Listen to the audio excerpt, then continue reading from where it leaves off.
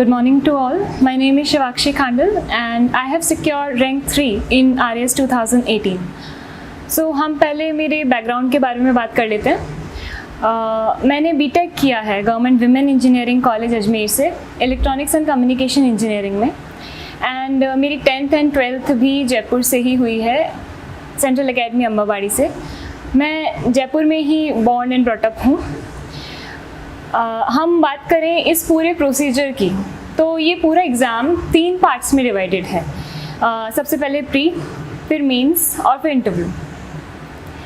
अगर हम प्री की स्ट्रेटजी की बात करें, सबसे पहले तो इस एग्ज़ाम की बेसिक रिक्वायरमेंट है कि आप पेशेंस रखें और स्ट्रेस फ्री रहें, साथ में अपनी फैमिली से बातें करते रहें, और कभी भी आपको कोई स्ट्रेस हो अपनी हॉबीज़ को परस्यू करें, अपनी फैमिली से बात करें, फ्रेंड्स से बात करें। हम प्री की बात करते हैं तो हमें प्री और मेंस दोनों की एक इंटीग्रेटेड प्रिपरेशन करनी चाहिए। प्री से 4 महीने पहले या 3 महीने पहले आप केवल प्री पर कंसंट्रेट करिए, क्योंकि जनरली ऐसा होता है, नोटिफिकेशन आउट होता है और उसके 4 महीने बाद प्री का एग्ज़ाम हो जाता है। तब आप मेंस की आंसर राइटिंग प्रैक्टिस को थोड़ा होल्ड कर सकते हैं। प्री की अगर हम बात करें तो इसमें फैक्ट्स के साथ में आजकल एनालिटिकल क्वेश्चंस भी ऐड होने लगे हैं, स्टेटमेंट बेस्ड क्वेश्चंस ऐड होने लगे हैं। तो आप जब प्रिपरेशन करें तो उसको इतना डेप्थ में पढ़ें कि आपका प्री भी आराम से क्लियर हो सके। ऑल्सो आपको किसी ना किसी कोचिंग की मॉक टेस्ट सीरीज़ आपको ज्वाइन करनी चाहिए प्री के लिए, क्योंकि आपको वहाँ पर एक्यूरेसी डेवलप करनी होती है। आप अपने स्ट्रॉन्ग एरियाज़ को पहचानें और पहले उन क्वेश्चंस को अटेम्प्ट करने की कोशिश करें जिनमें आप बिल्कुल श्योर हैं। इसके बाद बात करते हैं मेंस की। मेंस में जैसा मैंने किया कि जैसे ही मेरा प्री का रिज़ल्ट आया था, उसके जस्ट बाद मैंने मेरे आंसर्स जो हैं, रोज़ में जो टॉपिक्स पढ़ा करती थी उनको मैं रोज़ 5-6 क्वेश्चंस अपने आप से सॉल्व करती थी। साथ में मैंने टेस्ट सीरीज़ भी ज्वाइन की।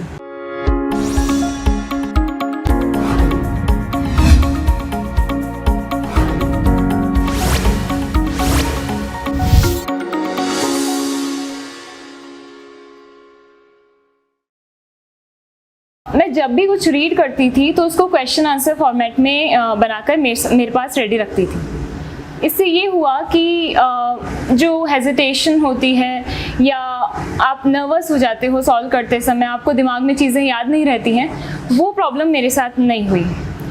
मेंस में आप ये भी ध्यान रखें कि आपका जो प्रेजेंटेशन है वो काफ़ी अच्छा हो। आप फ्लो चार्ट्स ड्रॉ कर सकते हैं। ज्योग्राफी, साइंस ऐसे सब्जेक्ट्स में आप मैप्स और डायग्राम्स की मदद ले सकते हैं। साथ में हम बात करें, अगर हम इसकी प्रिपरेशन की बात करें तो स्टैटिक प्लस करंट अफेयर्स दोनों पर आपकी पकड़ मजबूत होनी चाहिए। स्टैटिक के लिए आप कुछ बुक्स जैसे राजस्थान अध्ययन की बुक्स है, कुछ प्रेस्टीजियस कोचिंग इंस्टीट्यूट्स हैं, उनके नोट्स काफ़ी कॉम्प्रिहेंसिव हैं और टाइम टू टाइम अपडेट होते रहते हैं, तो उनको भी आप रेफ़र कर सकते हैं। करंट अफेयर्स के लिए जैसा मैं किया करती थी कि मैं एक लोकल अखबार पढ़ती थी जिससे मुझे राजस्थान की खबरों के बारे में पता रहता था। इसी के साथ मैं एक बात और बताना चाहूँगी कि medium is not a barrier. आपको कोई भी मीडियम में जिसमें भी आप कंफर्टेबल हो, हिंदी या इंग्लिश, उसमें आंसर राइटिंग आप कर सकते हैं।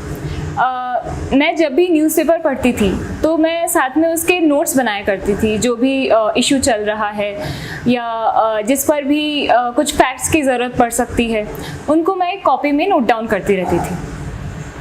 अब बात करें मेंस में कौन कौन से सब्जेक्ट्स आते हैं, तो हमारे बेसिक सब्जेक्ट्स जो हैं हिस्ट्री, ज्योग्राफी, पॉलिटी, इकोनॉमी, इनके अलावा साइंस एंड टेक का पोर्शन रहता है और कुछ छोटे छोटे सब्जेक्ट्स रहते हैं जैसे सोशियोलॉजी है, मैनेजमेंट है, ऑडिटिंग एंड अकाउंटिंग है, इसके अलावा लॉ है, योगा एंड स्पोर्ट्स है। इन सभी के लिए आपको NCERTs पढ़ने की ज़रूरत पड़ेगी ताकि कोई भी क्वेश्चन आए उसको आप आराम से अटेम्प्ट कर सकें। ये छोटे जो सब्जेक्ट्स होते हैं बेसिकली सिलेक्शन में ये हेल्प करते हैं और इनका प्री से कोई वास्ता नहीं है, तो इसलिए आप इसको मेंस के बाद भी कर सकते हैं। मेंस में 4 पेपर होते हैं। फर्स्ट पेपर में हिस्ट्री, इकोनॉमी और 3 छोटे subject sociology, management and auditing and accounting होता है। सेकेंड पेपर की हम बात करें तो इसमें एथिक्स, साइंस और ज्योग्राफी तीनों का पोर्शन होता है। थर्ड पेपर में polity, IR, public administration, law, psychology और योग एंड स्पोर्ट्स होता है। और फोर्थ पेपर हमारा हिंदी और इंग्लिश का होता है। हिंदी और इंग्लिश जैसे ही आपका प्री का एग्ज़ाम होता है उसके बाद आपको स्टार्ट कर देनी चाहिए। रोज़ आप हिंदी और इंग्लिश का 1 घंटा निकाल सकते हैं। साथ में हम बात करें बाकी सब्जेक्ट्स की, तो जैसा कि मैंने बताया आपको आंसर राइटिंग करनी पड़ेगी, टेस्ट सीरीज़ देनी पड़ेगी। हाँ, टेस्ट सीरीज़ का एक फ़ायदा ये है कि आप अपनी गलतियों को, अपनी वीकनेस को पहचान सकते हैं। आप जैसे ही कोई टेस्ट दें, उसका रिज़ल्ट आता है, अपनी कॉपी देखें कि आपकी गलतियाँ कहाँ कहाँ हैं, उनको एक दूसरी कॉपी में नोट डाउन करें और ये कोशिश करें कि नेक्स्ट टेस्ट में वो जो आपकी जो गलती है वो रिपीट ना हो। अब हम बात करते हैं एक बार इंटरव्यू की। इंटरव्यू के लिए मैंने बहुत से मॉक दिए थे और बहुत से कोचिंग से मॉक दिए थे। और इंटरव्यू के लिए ज़रूरी होता है कि आप रोज़ न्यूज़पेपर पढ़ें, कोई भी जो इशू चल रहा है उसमें अपना ओपिनियन बनाएं और साथ में आप ऑप्टिमिस्टिक रहें। किसी की आलोचना भी करनी है तो उसको भी पॉजिटिव वे में रिप्रेजेंट करें। साथ में ये कोशिश करें कि आपका एटीट्यूड जो है इंटरव्यू बोर्ड के सामने वो हमेशा पॉजिटिव रहे, आप स्ट्रेस फ्री रहें। इसके लिए मैंने ये किया कि मैंने एक कॉपी बना रखी थी जिसमें मेरे DAF जो है, जो अपना डिटेल्ड एप्लीकेशन फॉर्म होता है, उससे रिलेटेड जो भी डिटेल्स थी, उससे रिलेटेड जो भी क्वेश्चंस फॉर्म हो सकते थे वो मैंने उस कॉपी में लिख रखे थे।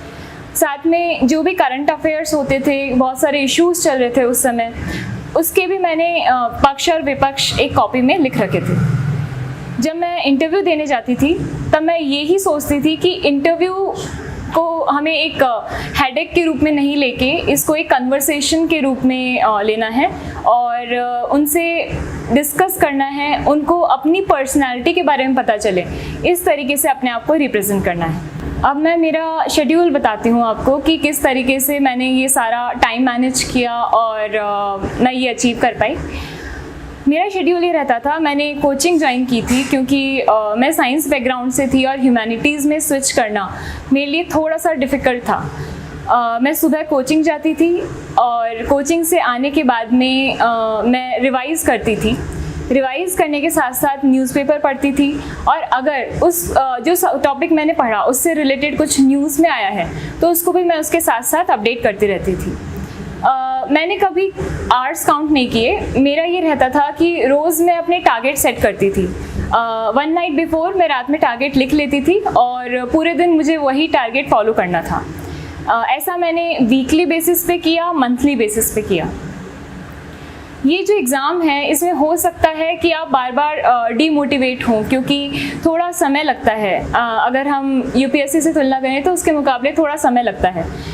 उसके लिए आप कोई ना कोई हॉबी रखें। जैसे मेरा ये रहता था कि मेरी सिंगिंग मेरी हॉबी रही है और जब भी मुझे स्ट्रेस से दूर रहना होता था तो मैं गाने सुनती या गा लेती थी। लेकिन ये सबकी रिक्वायरमेंट के बेसिस पे होता है। जैसे मुझे गाइडेंस की ज़रूरत पड़ी इसलिए मैंने कोचिंग ज्वाइन की। आप सेल्फ स्टडी से भी कुछ अचीव कर सकते हैं क्योंकि आजकल हम बात करें तो यूट्यूब, गूगल, इन सब पर free of cost material available है।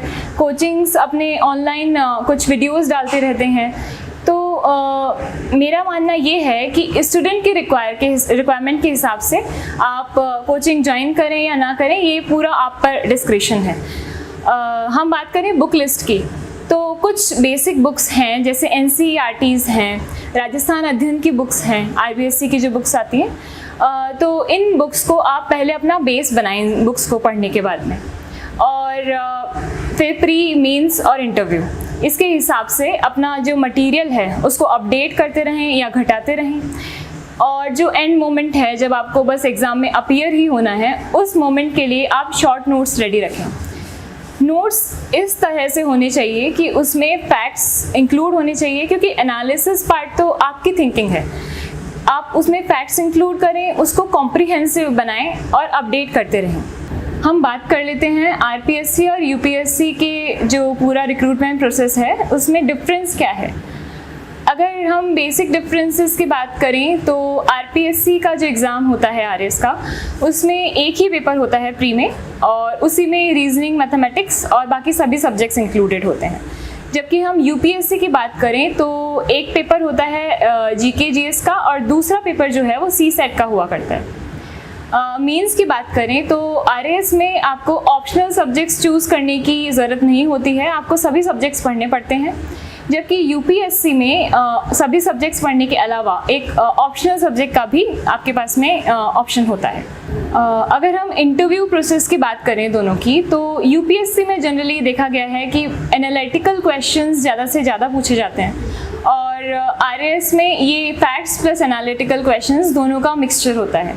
अगर मैं मेरे इंटरव्यू एक्सपीरियंस की बात करूं तो मेरा जो इंटरव्यू था वो श्रीमती मंजू शर्मा मैम के बोर्ड में था, और मुझसे कुछ ऐसे क्वेश्चंस पूछे गए जैसे सॉफ्ट पावर डिप्लोमेसी क्या है, इसमें इंडिया पाकिस्तान और इंडिया चाइना का क्या रिलेशन हो सकता है, क्या सॉफ्ट पावर डिप्लोमेसी के थ्रू इनसे रिलेशन सुधारे जा सकते हैं। इसके अलावा CAA NRC पर भी मेरी राय मांगी गई थी। मेरा जो बैकग्राउंड रहा है, मैंने अजमेर से ग्रेजुएशन की है, तो अजमेर पर भी मेरा इंटरव्यू चला। साथ में कुछ ऐसे टॉपिक्स जो उस समय चर्चा में थे, जैसे डिज़ाइनर बेबीज़ की चर्चा हुई थी, और कुछ फैक्चुअल क्वेश्चंस थे, जैसे इंडिया में स्टेट्स कितने हैं, नॉर्थ ईस्ट में कौन कौन से स्टेट्स आते हैं। ये ज़रूरी नहीं है कि आप सभी क्वेश्चंस के आंसर दें। कुछ फैक्चुअल क्वेश्चंस ऐसे होते हैं जिनके आप आंसर हो सकता है भूल गए हों या आप रिकॉल नहीं कर पा रहे हों। आप पोलाइटली उनको सॉरी बोल सकते हैं। बिल्कुल भी स्ट्रेस लेने की ज़रूरत नहीं है कि अगर आप कोई क्वेश्चन भूल गए तो अब नेक्स्ट इंटरव्यू कैसा जाएगा। ये सब कुछ ठीक है, क्योंकि आप एनसाइक्लोपीडिया नहीं हो सकते। आपको सभी चीज़ें याद रहे ऐसा ज़रूरी नहीं है। एक बात मैं कहना चाहूँगी कि प्रॉब्लम्स सभी की लाइफ में आती है, और प्रॉब्लम्स के बिना लाइफ इज़ लाइक इनकम्प्लीट। मेरी लाइफ में भी प्रॉब्लम्स आई थी, लेकिन अगर आप अपने गोल को लेकर क्लियर हैं, उस पर फोकस्ड हैं, और आपको कोई भी चिंता करने की ज़रूरत नहीं है, आप अपने गोल को अचीव कर सकते हैं। बस ज़रूरत इतनी है कि आप डिस्ट्रैक्शन से दूर रहें, जैसा मैंने किया कि मैंने सोशल मीडिया प्लेटफॉर्म्स को यूज़ करना बिल्कुल बंद कर दिया था। लेकिन मैंने ये भी देखा है कि कुछ एस्पिरेंट्स जो हैं वो सोशल मीडिया का यूज़ करते हुए भी कुछ अचीव कर लेते हैं। ये टोटली आप पर डिपेंड करता है कि आप किस तरीके से अपने आप को मैनेज कर रहे हैं। मेरा सीन ये था कि मैं कंट्रोल नहीं कर पाती थी, तो मैंने बिल्कुल इनसे दूरी बना ली थी। साथ में मैं ये एग्ज़ाम दे रही हूँ या इसकी तैयारी कर रही हूँ, ये मैंने बहुत कम लोगों को बता रखा था। केवल मेरे पेरेंट्स को पता था और कुछ फ्रेंड्स को पता था। तो सभी एस्पिरेंट्स को मैं ये मैसेज देना चाहूँगी कि अभी RS 2021 भी आने वाली है। आप अपनी तैयारियों में जुट जाइए। साथ में अपने गोल को क्लियर रखें कि आप ऐसा क्यों करना चाहते हैं, क्योंकि आप जब भी डीमोटिवेट होंगे तो ये मोटिवेशन ही आपकी हेल्प करेगा आगे जाने में। कि सबके अपने अपने रीज़न्स होते हैं, आपके भी कुछ रीज़न होंगे। आप किसी को ब्लाइंडली फॉलो मत कीजिए, अपनी स्ट्रैटेजी खुद बनाइए। हो सकता है मैंने जो स्ट्रैटेजी बनाई वो किसी के लिए उपयुक्त हो और उपयुक्त ना भी हो। आप अपनी स्ट्रैटेजी खुद बनाएं और उस पर काम करें। कंसिस्टेंसी मेंटेन करें। जैसे मैं ज़्यादा आवर्स नहीं बैठ पाती थी, लेकिन मैं रोज़ पढ़ा करती थी, और जो मेरा शेड्यूल होता था वो रोज़ मैं वैसा ही रखती थी। कंसिस्टेंसी मेंटेन करें। आप 3 से 4 घंटे रोज़ पढ़ते हैं तो उतना रोज़ पढ़ें। ब्रेक भी ले सकते हैं, लेकिन ऐसा ना करें कि आपने एक दिन बहुत अच्छे से पढ़ाई कर ली और अगले दिन आप बिल्कुल पस्त हो गए। लास्ट में मैं इतना कहना चाहूँगी कि एक्सक्यूज़ेस ज़िंदगी में कभी नहीं होने चाहिए। आप अगर अपने हार्डवर्क को करने में एक्सक्यूज़ देते रहेंगे, प्रोक्रेस्टिनेट करते रहेंगे, तो आप अपने गोल को अचीव नहीं कर पाएंगे, क्योंकि बहुत सी कठिनाइयाँ आती है। हो सकता है तब आपका समय ख़राब हो। आप रोज़ अपने समय को उसी तरीके से डिवोट करें, और ये भी रखें कि कोई प्रॉब्लम आए तो उस समय भी आप प्रिपेयर्ड रहें। Thank you DKT team.